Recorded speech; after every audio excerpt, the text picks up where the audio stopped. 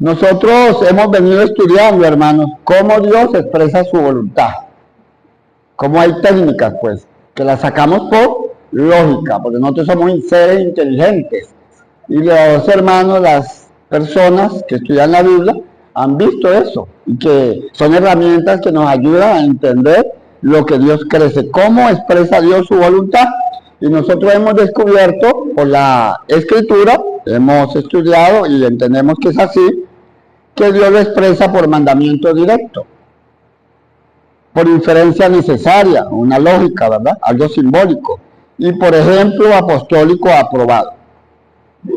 Y la idea, hermano, es aprenderlo con diligencia, debemos ser diligentes. En la carta de Pedro, en la primera carta de Pedro 1:12 dice lo siguiente, leyendo ahí el versículo. Segunda carta de Pedro 1:12. Por esto yo no dejaré de recordaros siempre estas cosas. Hermanitos, hermanas, no debemos dejar de olvidar estas cosas. No las olvidemos. Dice el 12, por esto yo no dejaré de recordaros siempre estas cosas, aunque vosotros las sepáis y estéis confirmados en la verdad presente. Las sabemos, hermanos, pero si nosotros repetimos, si no las olvidamos, para nosotros es mejor. Un compromiso, es lo que nos está diciendo el apóstol Pedro, de seguirnos amonestando y recordando las verdades cristianas, nosotros como lectores, aunque ya las conozcamos, para seguir firmes en la fe, para no caer en la fe. El Señor se comunica con nosotros, hermanos, nos informa por medio del mandamiento directo. Por ejemplo, orar. Es un mandamiento directo. Debemos desear orar, cumplir con ese mandamiento. Perseverar en la oración, Romanos 12:12. No dejen ustedes de orar, rueguen y pidan a Dios siempre, Efesios 6:18. Rueguen, pídanle a Dios, no se angustien, oren. No se inquieten por las cosas, sino que todo lo hagan en oración y ruego, junto con acciones de gracia, Filipenses 4:6. Pidan y reciben, busquen y se les dará. Pidan y se les dará, busquen y encontrarán, llamen y se les abrirá. Mateo 7:7. Orar en secreto. Así como la oración pública, nosotros oramos en público, el Señor también quiere que oremos allá en secreto. En cambio, dice, cuando ores, retírate a tu habitación, cierra la puerta y ora a tu Padre que está en secreto. Ese es un mandamiento directo. Cantar. Dice cantar con el entendimiento, un mandamiento directo. Cuando estemos cantando, ¿qué cantamos? ¿Verdad? ¿Qué cantamos hoy? Himnos bien bonitos, ¿verdad? Estaré con el Señor. Entonces, cuando yo estoy cantando, debo cantar que lo que estoy cantando, yo lo voy a hacer, lo voy a cumplir. Es mi deseo. Cantar himnos, salmos espirituales, entendiendo lo que estoy cantando y que lo tengan que hacer ¿de qué? De corazón, con gratitud. Efesios 5:19 dice, hablando entre vosotros con salmos e himnos y cánticos espirituales, cantando y alabando al Señor en vuestros corazones. Que sea un deseo cantar, Colosenses 3:16, que la palabra de Cristo more en abundancia en vosotros, enseñando y amonestándonos unos a otros con toda sabiduría, cantando con gratitud en vuestros corazones a Dios, con salmos e himnos y cánticos espirituales. Y cuando venimos nosotros, ya venimos a participar de algo espiritual. El que no canta, hermano, aquí en la tierra, no va a cantar en el cielo. El que no ora aquí en la tierra, no va a orar allá, porque aquí es donde vamos a aprender. Aquí es donde estamos en el jardín, en la primaria, en el bachillerato, en la graduación, ¿verdad? Aquí en la tierra. Dice Apocalipsis 5:9. Y cantaban un cántico nuevo. Apocalipsis 5:9. Y cantaban un cántico nuevo diciendo, digno eres de tomar el libro y de abrir los sellos, porque fuiste inmolado y con tu sangre nos has redimido para Dios, de toda tribu, lengua, pueblo y nación. También se habla de la cena, ¿verdad? Es un mandamiento también. Leíamos allá, hacer esto en memoria de mí. Es la instrucción que dio el Señor a sus discípulos. Él la dio, la última cena, sabemos, lo registra en Lucas 22, 19. Primera de Corintios lo leíamos. El mandamiento allí, hacer esto en memoria de mí. Ahí tenemos el mandamiento. ¿Cuándo? El primer día de la semana. Hermano, ¿qué mandamiento es más importante? Todos son iguales. Todo lo que manda Dios es igual. Claro, el sacrificio de Cristo es lo máximo. Desde la antigüedad, hermanos, cuando el hombre cayó, hasta Apocalipsis, cuando vamos a ser juzgados, es Cristo el que representa todo eso. Pero nosotros tenemos que cumplirle con su doctrina, porque para Él es parte de la comunión del deseo que verdaderamente le amamos y estamos cumpliendo con Él. Entonces debemos recordar, conmemorar su sacrificio, ¿verdad? Cada vez que participamos en la cena. Y tenemos el mandamiento, hacer memoria, pero tenemos el ejemplo aprobado. ¿Cuál es el ejemplo aprobado? Hechos 27. ¿Qué dice Hechos 27? Que los discípulos, ¿qué hicieron? Se reunieron para partir el pan. Entonces tenemos allá el mandamiento, hacer memoria de mí. Mire, Juanita, haga memoria de mí. Le está diciendo el Señor. Mire, Seila, haga memoria de mí. Mire, Zenaida, el primer día de la semana tiene que reunirse. ¿Cuándo vamos a hacer memoria? Dice el mandamiento. Entonces en Hechos 27 le está diciendo a Rosaura, le está diciendo a Olga que es el primer día de la semana. Ahí tenemos el ejemplo aprobado, directo. Bueno, la ofrenda también, hermanos, tenemos el mandamiento. Cuando una persona pregunta, mire, ¿por qué ustedes hacen eso? Bueno, le buscamos. Nosotros tenemos mandamientos directos, tenemos inferencias necesarias, tenemos ejemplos aprobados. Dice allá, por ejemplo, en 1 Corintios 16, 1 y 2, que leíamos ahora. En cuanto a la ofrenda para los santos, hacer. Ya el hecho de decir hacer ya es un mandamiento. Haced vosotros también como la manera que ordené a las iglesias de Galacia. Cuando cada primer día de la semana, cada de vosotros ponga aparte algo, según haya prosperado, guardándolo. Dice Pablo, no, si yo vengo el lunes, ustedes no van a reunir, no van a dar ofrenda. Si llego el martes tampoco, ustedes tienen que reunirse los domingos, esté yo o no esté, para recoger las ofrendas. Entonces Pablo indica el método que ya había establecido en las iglesias de Galacia. Hermanos, la inferencia necesaria, porque estamos hablando de mandamiento directo, es muy fácil entenderlo, ¿verdad? Hagan memoria de mí, canten, oren, no hay problema, ¿verdad? No robar, no matar, no fornicar, clarito. Y el ejemplo aprobado, bueno, vemos allá, el primer día de la semana se reunían los discípulos para partir el pan. Hubo un ejemplo, ellos fueron, se reunieron y lo hicieron. Es un mandamiento. ¿Cuándo qué? Cuando encontramos que tenemos que reunirnos para hacer la cena. Ahí surgen muchas preguntas y gracias a Dios, ¿verdad? Cuando estudiamos, mire, pregunten y, mire, ¿por qué aquí hacen esto y por qué este ejemplo si es aprobado y por qué este ejemplo no? Porque este ejemplo es general, porque este ejemplo no es para esta época, también hay que ver todo eso, porque hay ejemplos que no son para nosotros en este tiempo, ¿no? Pero hay ejemplos que sí los tenemos en la era cristiana y entonces son aprobados por los apóstoles. La inferencia necesaria, hermanos, es la capacidad de concluir, de deducir, de sacar información recibida por medio de los textos, por medio de los contextos.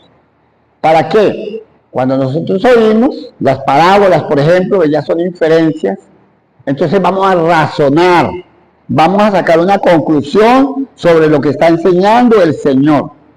El Señor usó la inferencia, Él la usó, nosotros debemos usarla también, es un método. Las personas a veces no entienden esto, ¿verdad? Eso es muy raro que lo enseñen.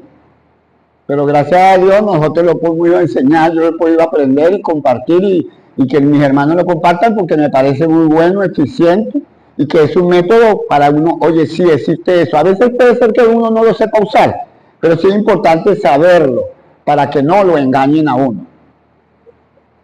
Por ejemplo, en Mateo 11:2 dice, vamos a leer allí, Mateo 2:11.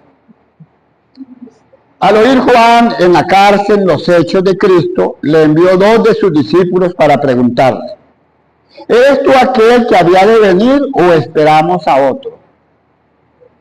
Fíjate la pregunta de Juan el Bautista. Él estaba en la cárcel. Él, por implicación, por inferencia necesaria, Juan el Bautista oía muchas cosas del Señor. Oía de sus milagros. Él no estaba allí, oía. Pero entonces le surgieron dudas. ¿Será que es él que va a venir o esperamos a otro? Vayan y le preguntan. Entonces allí surgen muchos pensamientos, ¿verdad? La gente, muchas cosas que preguntar. Bueno, y allá fueron a preguntarle y el Señor no le responde de una manera directa, diciéndole: sí, soy yo soy el que debe venir, ese soy yo. Él no le respondió así. ¿Qué le responde el Señor? El Señor le responde por implicación, por inferencia, para que ellos saquen conclusiones. Y le invita a que se fije en los milagros que él está realizando, en las buenas noticias que se proclaman, en las comparaciones de los oyentes para que razonen si él es o no es. Entonces la idea es que la respuesta de la Biblia, la respuesta de Jesús, valide con ella misma, con todo lo que hemos leído, la certeza de que sí es así. Buscar la verdad, reflexionar, basándose en la evidencia, las obras, los profetas, en este caso, para aclarar las dudas. Él estaba en duda allí, estaba encarcelado, y lo manda a preguntar. Entonces el Señor no lo responde directamente. Observe las acciones, le dijo. Vayan y le digan a él: los ojos de los ciegos ven, los cojos andan, los leprosos son limpiados, los sordos oyen, los muertos resucitan. Jesús le da herramientas para que él mismo encuentre la respuesta. No necesita, en este caso, un servidor automático en ese momento. No necesita eso, ¿no? Él necesita concluir una inferencia basada en las pruebas, en lo que él conoce. Entonces la idea es que Jesús resalta la verdadera integridad de él, del Mesías, a través de los milagros, del poder que tenía sobre la naturaleza, sobre la gente, sobre las enfermedades. Pero hermanos, esto lo dijeron, lo predijeron los profetas en el Antiguo Testamento. Entonces Juan el Bautista, allá en la cárcel, sin pergamino, sin texto, sin nada, iba a recordar eso. Se está cumpliendo la profecía. Entonces le respondieron, dice allí: y de hacer saber a Juan las cosas que ves y oís. Nosotros tenemos alegorías, hermanos. Nosotros tenemos parábolas, implicaciones, por el Señor habla, para hacer pensar a los oyentes, hacer pensar. Porque cuando yo llego y agarro, ¿verdad?, y le doy directamente a las personas: mire, haga esto, no piensan mucho, ¿verdad? Tienen todo bien clarito, bien chévere, y hacer como más bueno para uno, ¿verdad? Pero el Señor sabe que si nos hace pensar, queda mejor en la mente. Las cosas de la vida, no sé si recordamos la historia, por ejemplo, del hijo pródigo, el sembrador que salió a sembrar, cosas de la vida diaria. Hay una comprensión, hay una memorización de las cosas, características principales, ¿verdad?, para usar el razonamiento, y eso educa. Nos ayuda a nosotros a también poner ejemplos, basado entonces en el propósito nuestro. ¿Cuál es el propósito nuestro? El propósito espiritual. Esas son las historias basadas, reales, en la vida cotidiana, identificadas con eso. Entonces la idea es que me imagino que las personas que trabajan en el campo se identifican cuando hablan de la parábola del sembrador. Entonces el Señor usaba, hermano, las parábolas para revelar esos misterios del reino de los cielos, para que la gente común las aprendiera. Cosas espirituales, fáciles de entender, hermanos. Lo cierto es entonces que el Señor le responde y les dijo: vayan y háganle saber a Juan el Bautista lo que ve y oye. Entonces, tienen que detallar los milagros, los mensajeros de Juan. Ellos tenían que recordar lo que presenciaron, los ciegos, los cojos, los leprosos, los sordos que oían, los que resucitaban. Entonces, ¿qué infería Juan el Bautista a la respuesta que le dio el Señor, hermanos? Porque él conocía el Antiguo Testamento. Como cuando le dicen a uno, mire, ustedes no deben de cantar, tienen que cantar con instrumentos musicales. Inmediatamente nosotros nos viene la inferencia a la mente, pero en el Nuevo Testamento no encontramos instrumentos musicales, solamente cantos y voces de labios, se nos viene, ¿verdad? ¿Qué se le vino a Juan el Bautista? Isaías 35, 5 y 6. Describe al Mesías glorioso, sanando, restaurando los ojos de los ciegos, los oídos de los sordos. Además el cojo saltará como un ciervo y la lengua del mudo cantará de gozo. Entonces ese pasaje promete arroyos de vida, simbolizando renovación espiritual. Isaías 35, 5 y 6. Entonces los ojos de los ciegos serán abiertos y los oídos de los sordos se abrirán.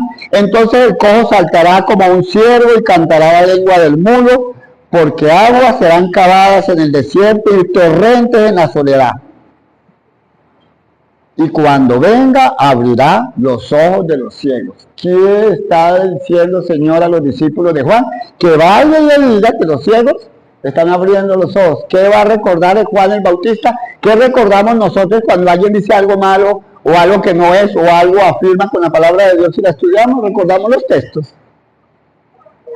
Por inferencia, ¿verdad? Por lógica. Y cuando Él venga, abrirá los ojos de los ciegos, destapará los oídos de los sordos, el cojo saltará como el ciervo, los que no pueden hablar cantarán de alegría, botarán manantiales en el desierto, corrientes regarán la tierra baldía. Hermanos, versículos que describen el poder del Mesías. Los milagros de sanación física, devolviendo la vista, devolviendo el oído a las personas, una renovación espiritual, en este caso profunda, donde los que no podían caminar y hablar encontraban una vida nueva, hermanos, de gozo en el Señor, en Dios. Representaba la promesa de Dios al restaurar y redimir su pueblo, trayéndolos de lugares desolados a esperanzas buenas, de desiertos, ¿verdad? Al Mesías. Eso era lo que Juan el Bautista podía darse cuenta con los textos que él tenía. Isaías 35:4. Fíjate, dice Isaías 35:4. Decid a los de corazón opacado. Decid a los de corazón opacado. ¿Quién tiene el corazón opacado? Bueno, hermanos, a veces estamos tristes, a veces estamos sin ganas, a veces estamos descontentos. No. Esforzaos, no temáis.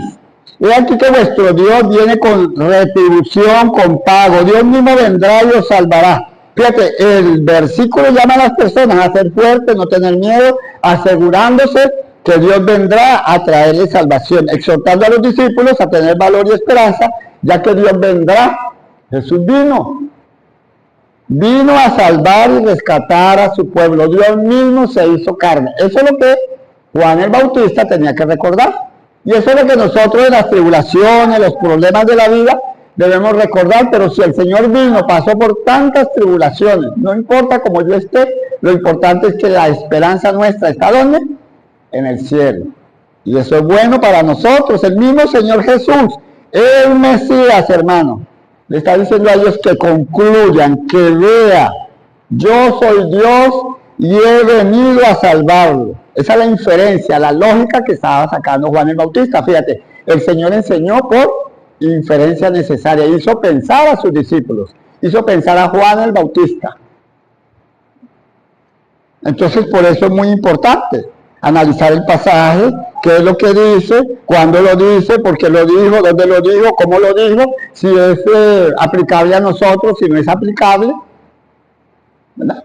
Hay que ver todas esas cosas que tienen que ver, como vemos unos versículos allá, cuando el Señor Jesús está hablando con la samaritana, que la samaritana le dijo que ese pozo para ellos era como donde ellos deberían de venerar, el pozo de Jacob, y que Jerusalén era el sitio donde deberían de venerar los judíos.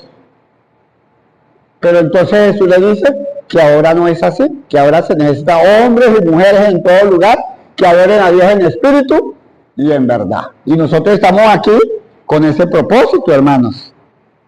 Entonces sacamos todo eso por conclusión. ¿A quién se lo dijo? ¿Cómo se lo dijo? Para los judíos, ahora no es Jerusalén tampoco, porque Dios juntó a griegos, no griegos, judíos, escribas. Entonces Él lo juntó en un solo pueblo. Dios no tiene dos salvaciones, dos caminos. Entonces hay que ver a quién se le dice, por qué se le dice, y es necesario, importante, hermano, considerar cada pasaje relacionado, analizándolo por la Escritura, porque de lo contrario estaríamos cometiendo errores. Cuando yo supongo algo, yo creo algo, aunque para mí sea bueno, y yo lo diga, porque si yo lo estoy diciendo, si no tengo apoyo de Dios, aunque yo lo crea, ¿verdad?, que está bien, no está bien, es un error. Es mejor que estudiemos la Biblia, nos apoyemos en ella, porque muchas veces, fíjate que hay gente, hermano, que lo hace pensar a uno fuerte. Decía una mujer que por qué llamaban terrorista a un hombre que mataba, que encarcelaba, que quemaba a la gente. Ese hombre hacía eso, ¿verdad? Muchos hombres hacen eso.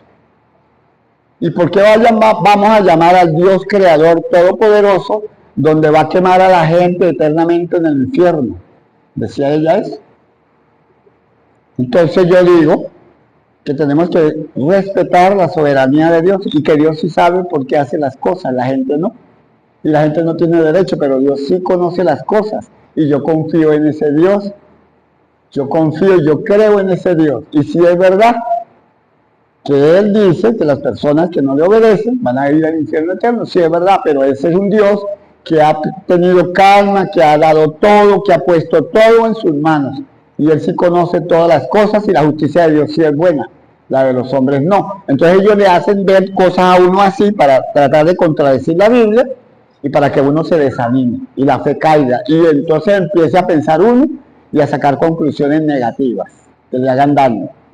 Y no debemos dejar, hermano, por eso es tan importante confiar en la palabra de Dios, porque Dios sabe lo que hace, y Dios sí conoce las cosas, y nosotros debemos respetar la soberanía de Dios. ¿Que por qué van esas personas allá? Bueno, el Señor dice ciertas cosas, y nosotros tenemos que aceptarlas, Entonces esas son las reglas, hermanos, que tenemos que tener. Las reglas de interpretación son muy buenas, aunque nosotros no nos las sepamos de memoria o algo, pero nosotros al conocer algo y recordarlo, sabemos que hay otro texto en la Biblia que dice esto. Hermanos, en Hebreos 10:25 dice, este es un mandamiento directo: no deje de congregarse.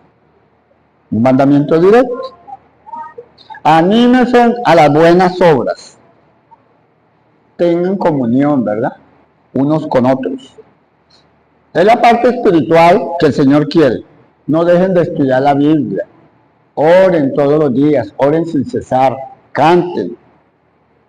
Pero tenemos un mandamiento, hermanos, directo, donde Dios quiere que toda su comunidad, todos sus hijos, todo su pueblo, tengamos comunión, participemos, nos contentemos, nos alegremos. Dice que nos fortalecen unos a otros, nos ayuda en la fe, nos ayuda a defender la fe, nos fortalece, la unión unos con otros, tenemos comunión. Y participamos, hermanos, para fortalecer nuestros corazones. Bueno, mis hermanos, yo espero que estas enseñanzas, aunque las repetimos y las repetimos, porque a veces, aunque son fáciles, a veces agarramos y nos cuesta, ¿no?